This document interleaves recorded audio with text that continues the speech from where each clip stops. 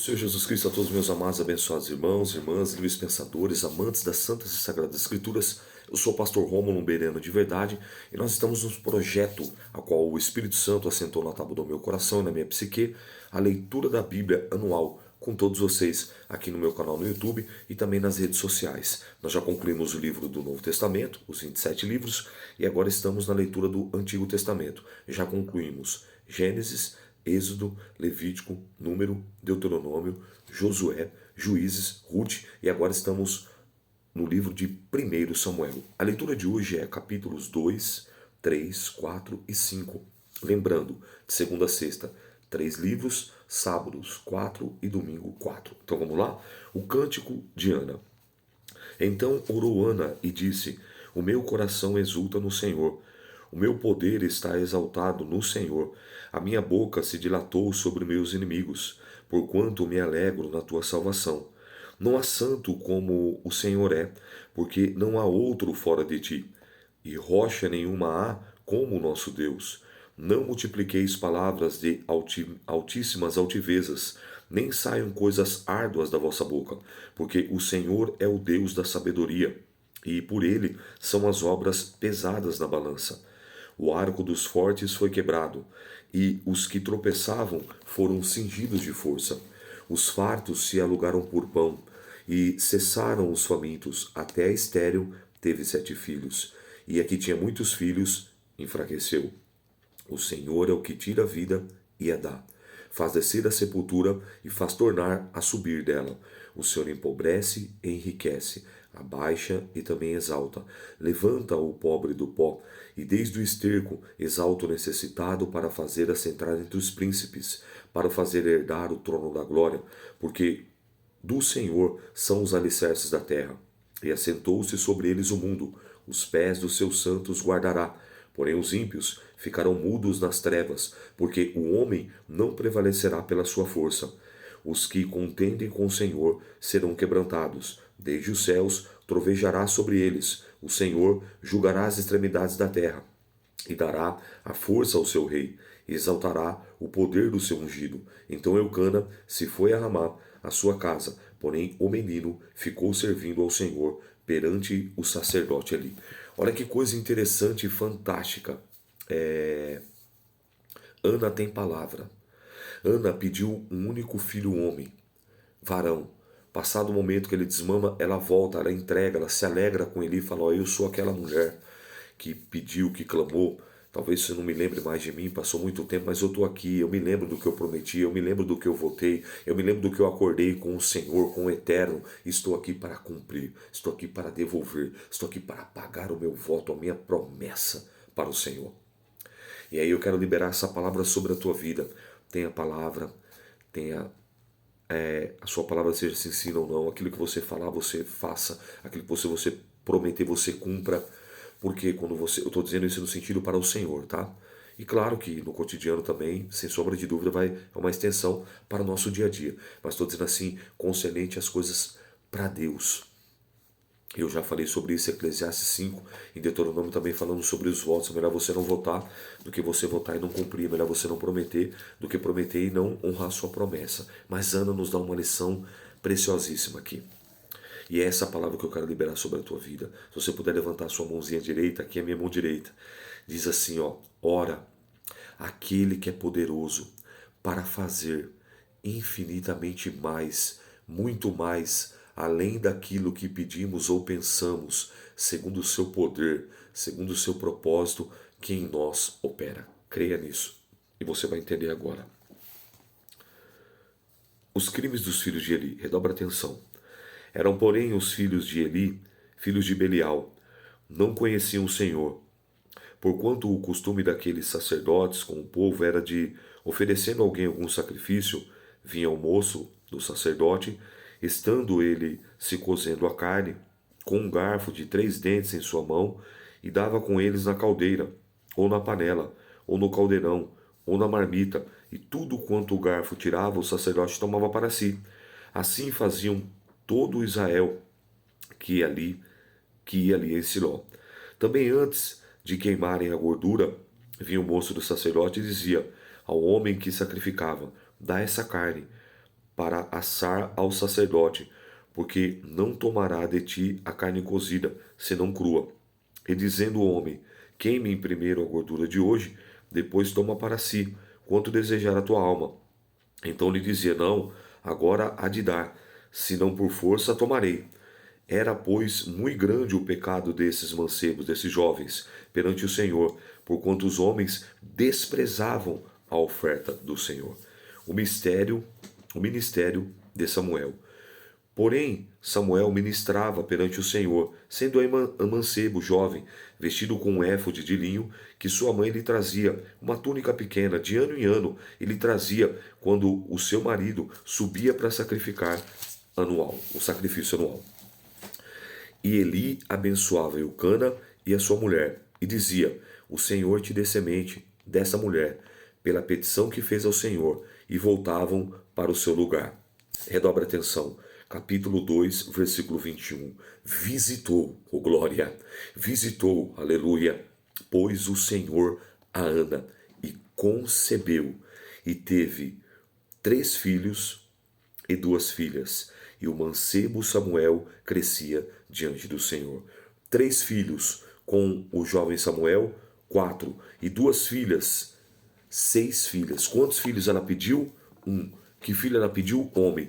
Então, além de Samuel, ele teve mais 3 irmãos e 2 irmãs.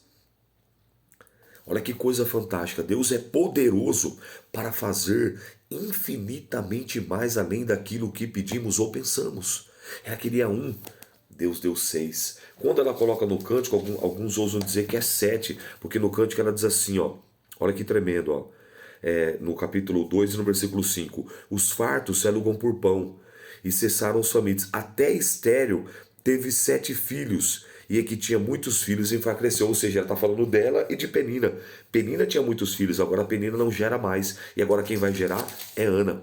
E ela faz um cântico se alegrando. E você vê que nesse cântico ela coloca Deus no devido lugar. Deus é quem exalta, Deus é quem abate, Deus é quem dá a vida, Deus é quem tira a vida. Então, irmão, irmã, o que você votar para Deus, o que você propor para o Senhor, cumpra, porque Ele é poderoso para fazer infinitamente mais além daquilo que pedimos ou pensamos. Como é lindo isso!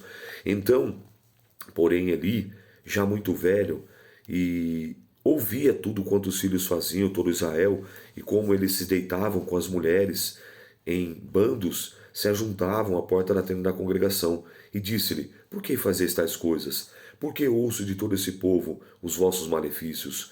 Não, filhos meus, porque não é boa fama essa que ouço, fazeis transgredir o povo do Senhor, pecando homem contra homem, os juízes julgarão o pecado, porém o homem contra o Senhor, quem rogará por ele? Mas não ouviram a voz de seu pai, porque o Senhor os queria matar.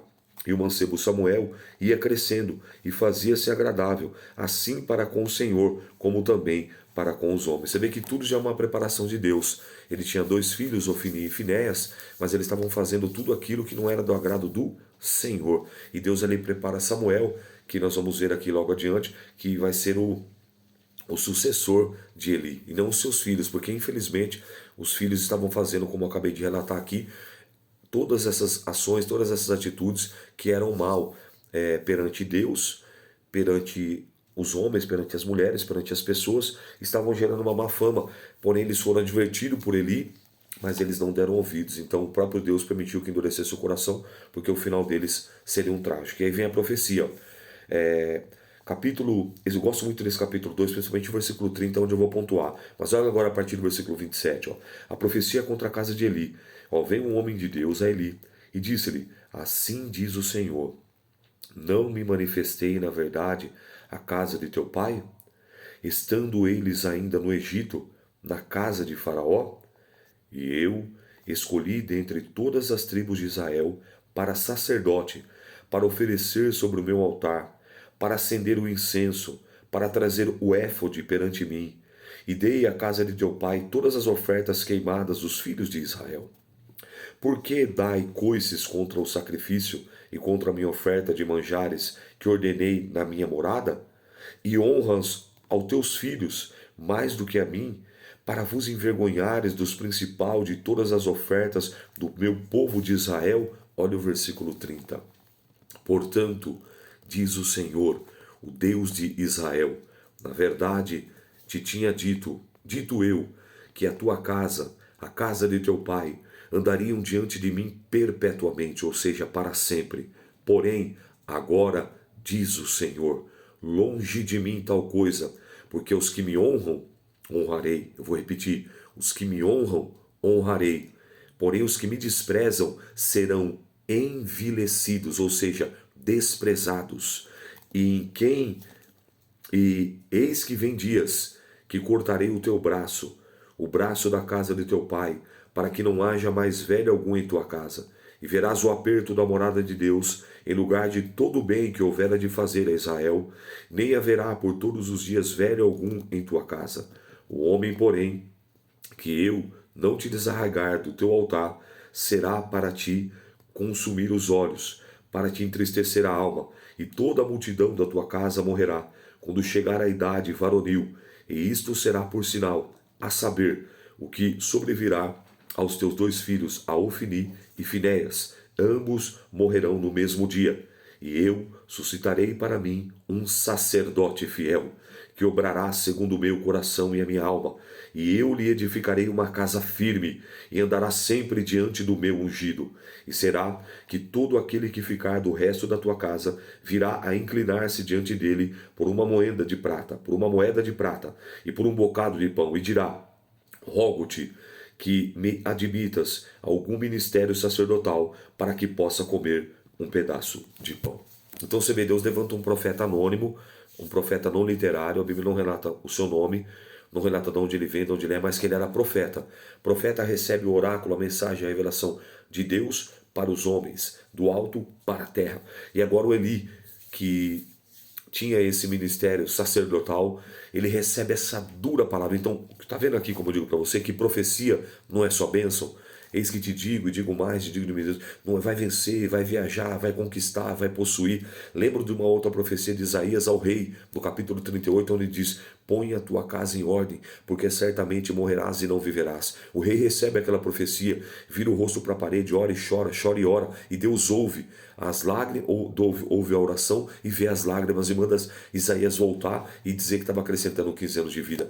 Vejo Natan contando uma história acerca de Davi, do pecado que nós vamos ver, e ele também fala que aquilo era mal. Então, eu não vejo só a profecia, ela vem para exortar, ela vem para edificar, ela vem também para abençoar, sim, mas só bênção, alguma coisa está errada. Então, você vê que Deus levanta um profeta anônimo para liberar uma palavra dura sobre a casa de Eli. O subtítulo fala assim, ó, profecia contra a casa de Eli. E nós vamos ver os desfechos dessa história aqui. Realmente ela se cumpre na íntegra. Capítulo 3. Deus fala com Samuel em sonhos. E o mancebo Samuel servia ao Senhor perante Eli. E a palavra do Senhor era muito valiosa naqueles dias. Não havia visão manifesta. Sucedeu naqueles dias que, estando ele deitado no seu lugar, e os seus olhos se começaram já a escurecer, que não podia ver. Estando também Samuel já deitado, antes que a lâmpada de Deus se apagasse no templo do Senhor, em que estava a arca de Deus, o Senhor chamou por Samuel e disse: chamou a Samuel e disse: eis-me aqui. E correu, e ele disse: eis-me aqui, por que tu me chamaste? Mas ele disse: não te chamei eu, torna a deitar. E foi e se deitou. Você viu, a primeira vez chamou. Se você não entende aqui, tem pessoas às vezes que pensam que foi algumas vezes, ó, presta atenção, ó. E o Senhor chamou Samuel. Você vê, não está falando, não está narrando, mas está falando que ele chamou. Aí ele, ó, e ele disse: eis-me aqui. E ele correu achando que era Eli. Por que me chamasse? Mas ele disse: não te chamei eu, torna a deitar-te. E ele foi, agora vem, ó, de novo, ó. E o Senhor tornou a chamar outra vez Samuel. Samuel se levantou e foi a Eli. E disse: eis-me aqui. Por que me chamaste? Mas ele disse: não te chamei, filho meu, torna a deitar-te. Porém Samuel ainda não conhecia o Senhor. Ainda não lhe tinha sido manifesto a palavra do Senhor. O Senhor tornou a chamar Samuel a terceira vez. E disse: levantou e foi Eli. E disse: eis-me aqui. Por que tu me chamaste? Então Eli entendeu que o Senhor chamava por mancebo. Pelo que disse Samuel: vai te deitar. E há de ser que Se te chamar, dirás: Fala, Senhor, porque o teu servo ouve. Então Samuel foi e se deitou no seu lugar. Então veio o Senhor, ali esteve e chamou, como das outras vezes: Samuel, Samuel. E disse Samuel: Fala, que o teu servo ouve. Então, 4 vezes o Senhor chamou, o Senhor falou a Samuel. As 3 primeiras vezes Eli não tinha tentado, não tinha percebido, não tinha notado que era o próprio Deus que estava chamando Samuel. Mas depois da terceira vez, na terceira vez ele atentou. Falou: já entendi. Deus está querendo falar com esse menino. Deus está querendo falar com esse jovem. Ele dá uma instrução. Quando você ouvir de novo, que vai ser pela 4ª vez, aí você diz: fala que o teu servo ouve. Olha a resposta dele: fala que o teu servo ouve. No versículo 18 do capítulo 3. E disse o Senhor a Samuel: Eis aqui, vou eu fazer uma coisa em Israel, a qual tudo o que ouvir lhes tinirão ambas as orelhas. Naquele mesmo dia, suscitarei contra Eli tudo quanto tenho falado contra a sua casa. Começá-lo-ei e acabá-lo-ei, porque já eu fiz saber que julgarei a casa para sempre, pela iniquidade que ele bem conhecia, porque fazendo seus filhos execráveis, não os repreendeu.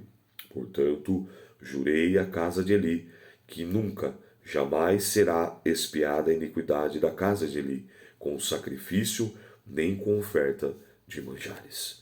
Samuel conta a visão a Eli. Samuel ficou deitado até pela manhã.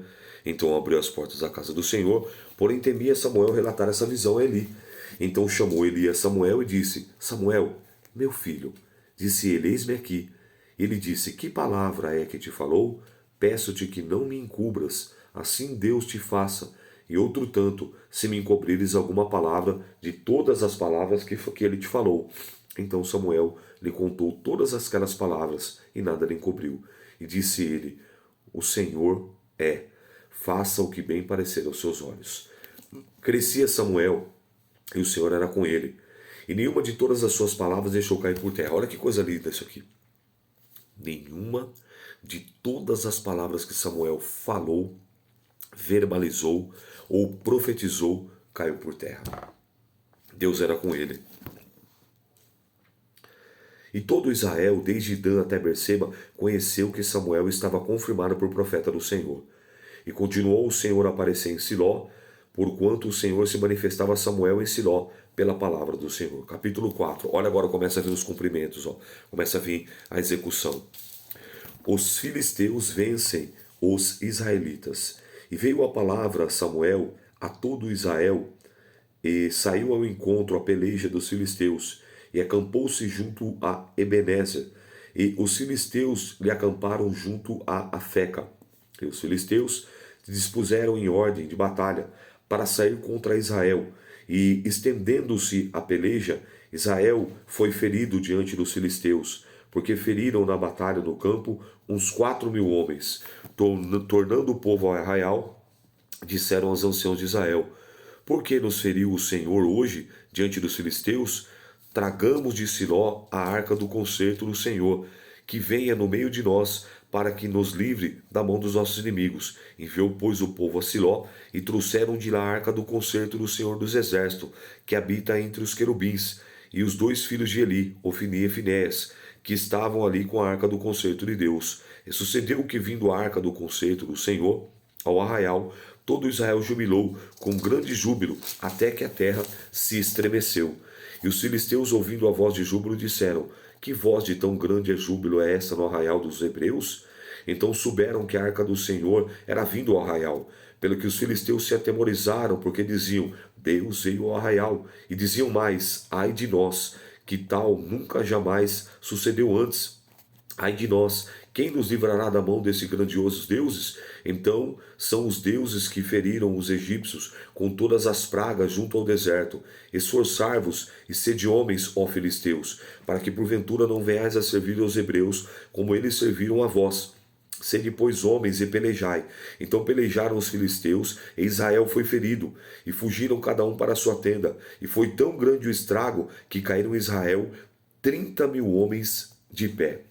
A arca é tomada, Ofni e Finéias são mortos. E foi tomada a arca de Deus, e os dois filhos de Eli, Ofni e Finéias, morreram. Lembra da profecia? Os dois morrerão num só dia, no mesmo dia. A promessa se cumpre.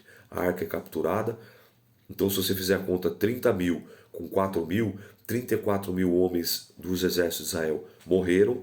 E olha agora, um abismo descendo ao outro. Ó. Então correu a batalha um homem Benjamim, e chegou no mesmo dia a Siló, e trazia os vestidos rotos, ou seja, rasgados, e terra sobre a cabeça. E chegando ele, eis que Eli estava sentado sobre uma cadeira, vigiando ao pé do caminho, porquanto o seu coração estava tremendo pela arca de Deus. Entretanto, pôs aquele homem a anunciar isso à cidade, e toda a cidade gritou. E Eli, ouvindo a voz do grito, disse: Que voz de alvoroço é essa? Então chegou aquele homem com grande pressa, e veio e anunciou a Eli. E Eli era da idade de 98 anos, e estava com os seus olhos tão escurecidos que já não podia ver. E disse aquele homem: Eli, sou eu, e venho da batalha, porque eu fugi da batalha. E disse: Que coisa sucedeu, filho meu? Então respondeu o que trazia as novas, e disse: Israel fugiu diante dos filisteus. Houve também grande destroço entre o povo. Além disso, também teus dois filhos, Ofni e Finéias, morreram, e a arca de Deus é tomada. A morte de Eli e da mulher de Finéias. E sucedeu que, fazendo ele menção da arca de Deus, Eli caiu da cadeira para trás da banda da porta, e quebrou-lhe o pescoço e morreu, porquanto o homem era velho e pesado, e tinha ele julgado Israel 40 anos. Estando a sua nora, mulher de Finéias, grávida, próxima ao parto, e ouviu essas novas, que a arca de Deus era tomada, e que o seu sogro e o seu marido morreram, encurvou-se e deu à luz, porquanto as dores lhe sobrevieram. E ao tempo em que ia morrendo, disseram as mulheres que estavam com ela: Não temas, pois tiveste um filho. Ela, porém, respondeu, nem fez caso disso, e chamou o menino e acabou, dizendo: Foi-se a glória de Israel, porquanto a arca de Deus foi levada, presa, e por causa do seu sogro e do seu marido, disse: De Israel a glória é levada presa, pois tomada a arca de Deus. Então, perceba aqui que a profecia, conforme aquele profeta entregou, ela se cumpre na íntegra. E até o próprio Eli acaba descendo à sepultura e à cova fria, acaba morrendo. E os seus dois filhos, e para completar tudo, a arca do Senhor, ela acabou sendo capturada e levada pelos filisteus. Obedecer é melhor do que sacrificar. A arca na terra dos filisteus causa-lhe aflições. Os filisteus, pois, tomaram a arca de Deus e trouxeram-a de Ebenezer a Asdod, uma das cidades filisteus. Asdod, Asquelon, Ecrom, Gaza, tudo cidade dos filisteus. E tomaram os filisteus a arca de Deus e meteram na casa de Dagom, e puseram junto a Dagom. Levantando-se, porém, de madrugada, os de Asdod, no dia seguinte, eis que Dagom estava caído, com o rosto em terra, diante da arca do Senhor. E tomaram a Dagom e tornaram a pôr no seu lugar. E levantando-se de madrugada no dia seguinte pela manhã, eis que Dagom jazia caído, com o rosto em terra, diante da arca do Senhor, e a cabeça de Dagom e ambas as palmas de suas mãos cortadas sobre o limiar. Somente o tronco ficou de Dagom, pelo que nem os sacerdotes de Dagom, nenhum de todos os que entraram na casa de Dagom, pisam o limiar de Dagom e Asdod até o dia de hoje. Porém, a mão do Senhor se agravou sobre os de Asdod, que assolou e os feriu com hemorroidas, Asdod e os seus termos. Vendo então os homens de Asdod que assim era, disseram: Não fique conosco a arca de Deus de Israel, pois a sua mão é dura sobre nós e sobre Dagom nosso Deus. Pelo que enviaram e congregaram todos a si, os príncipes dos filisteus disseram: O que faremos nós à arca de Deus de Israel? E responderam: A arca de Deus de Israel dará volta a Gate. Assim rodearam com a arca de Deus de Israel, e sucedeu que rodearam com ela, da mão do Senhor, veio contra aquela cidade. Muito grande vexação, pois feriu os homens daquela cidade, desde o pequeno até o grande, que tinham hemorroidas nas partes secretas. Então enviaram a arca de Deus a Ecrom. Você vai passando em todas as cidades. Estava em Asdod, foi para Gate, agora em Ecrom. Sucedeu, porém, que vindo a arca de Deus a Ecrom exclamaram, dizendo: Transportaram para nós a arca de Deus de Israel, e nos mataram a nós pelo nosso povo, e enviaram e congregaram os príncipes filisteus, disseram: enviar a arca de Deus de Israel, e torne para o seu lugar, para que não mate a nós, nem o nosso povo, porque havia mortal vexação em toda a cidade, e a mão de Deus muito se agravava ali, e os homens que não morriam eram tão feridos com hemorroidas que o clamor da cidade subia até o céu.